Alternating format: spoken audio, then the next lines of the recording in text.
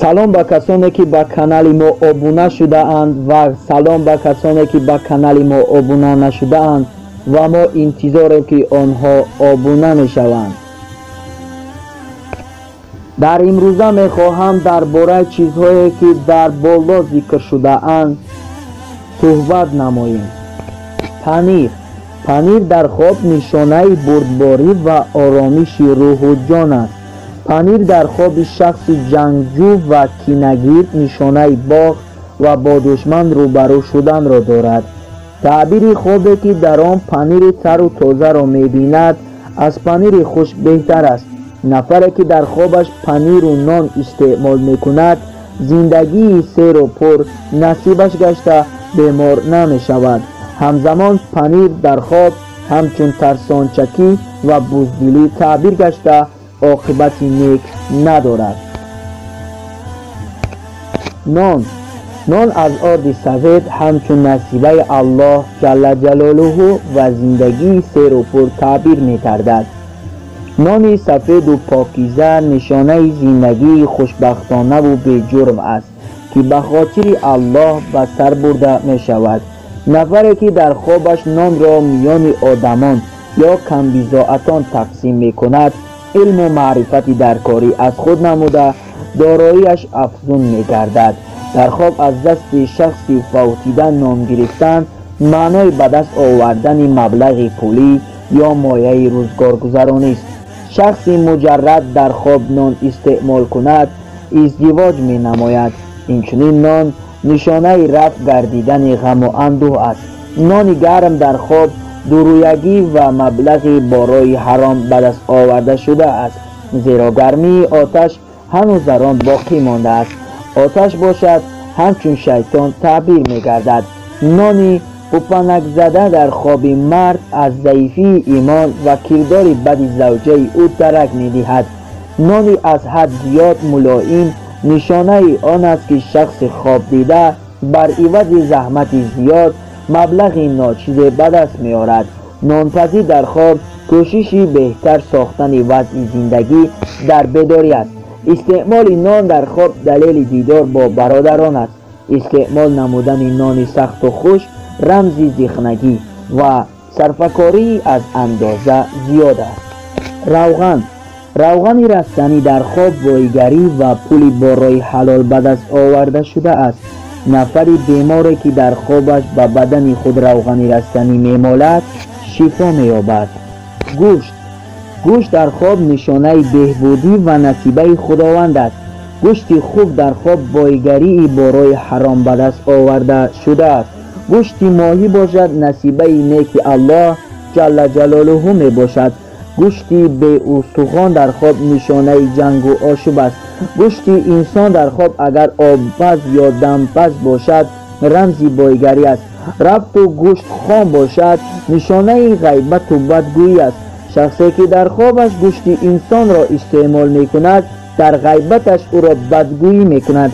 نفری که در خوابش گوشت بریان می کند از بدگویی امین می ماند.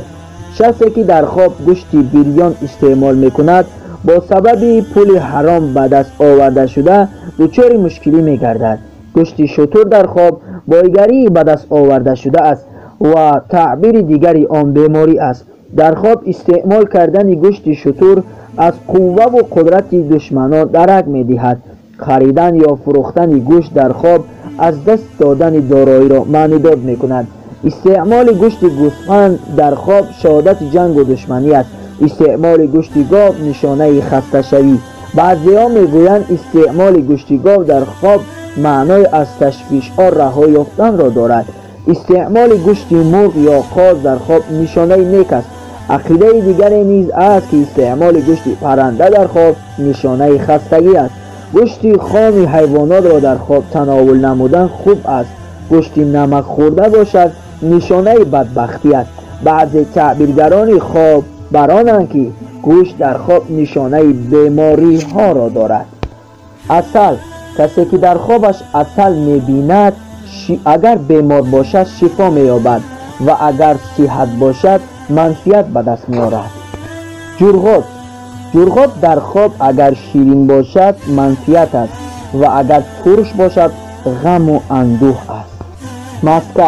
مسکه در خواب مال حلال است. اگر ببیند مسکه دارد و از آن خود به قدری آن مال به دست می‌آورد، مسکه گاوی دلیل مبارک بودن مال و خیر و برکت است و مسکه هر حیوان حلال گوشت دلیل بر مال حلال است. دیدن شیر در خواب. شیر گاو، گاومیش و شتر در خواب نعمت است. نعمت شیر بوز در خواب از شیر گاو بیشتر است. در خواب استعمال نمودن شیر ماچخر نشانه بیماری است و استعمال شیر بیتل به دست آوردن نام نیک را پیشگویی میکند. نفری که در خواب شیر ماده سگ را می نوشد او را ترس و خطر کلان از جانب دشمن انتظار است. نوشیدن شیر روباه در خواب خرسندی و نعمت است و نوشیدن شیر خوب از دیوانگی دلالت می‌دهد. مرد در خوابش از سینه زن شیر استعمال نماید نشانه بدبختی و کلفت است. در بعض تعبیرنامه‌ها چنین خواب نشانه ثروتمند شدن را دارد. زن شوهردار خواب ببیند که شیرش را استعمال می‌کنند صاحب نیکی و نعمت می‌گردد. نفری که در خواب شیر خود را استعمال می‌کند نشانه خیانت و خائنی است. زن در خوابش از دوستانی به شیر به نفر کوشش شیر دادن را کند این نفر از نعمت بی نصیب میماند. قیماق روی شیر را در خواب استعمال کردن نشانه فایده به دست آوردن را دارد. بعضی‌ها چنین خواب را بی خاصیت میشمارند.